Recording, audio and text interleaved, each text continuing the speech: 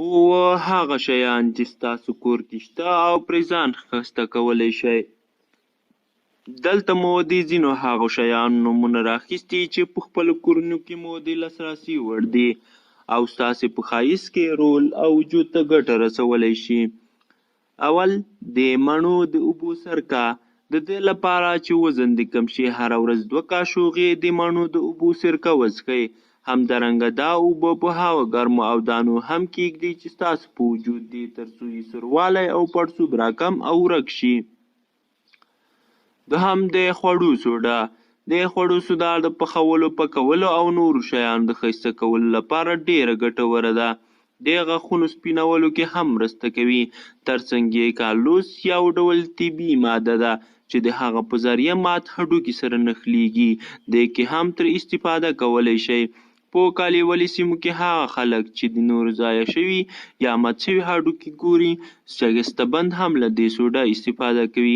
دا حیرانوونکی کار کوي. دریم د کوپرې تیل.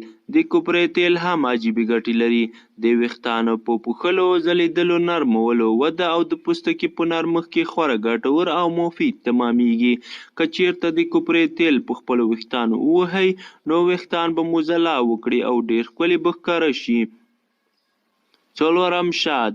که غواړئ چې په مخ او پوزې ځوانې دانې دې لرې او ختمې شي شات ورته ښه لار ده. که د مخ او پوزې په داغونو یا خاپونو شات واچوئ نو سوروالی به یې کم، پوستکی به نرم او شته بکټریاوې به ووژني.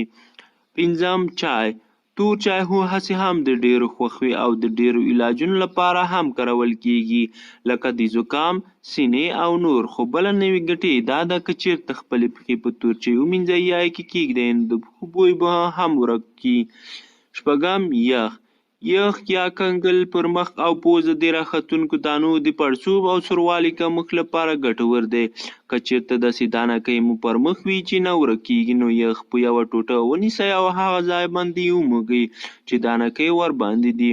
پړسوب به هم کم کړي او مخ به دې هم ښایسته او ښکلی شي. اووم لیمو. که چیرته مو پوستکی تت او مړاوی وي د ځلولو او ښکلي ښکارېدو لپاره یې له لیمو استفاده وکړئ.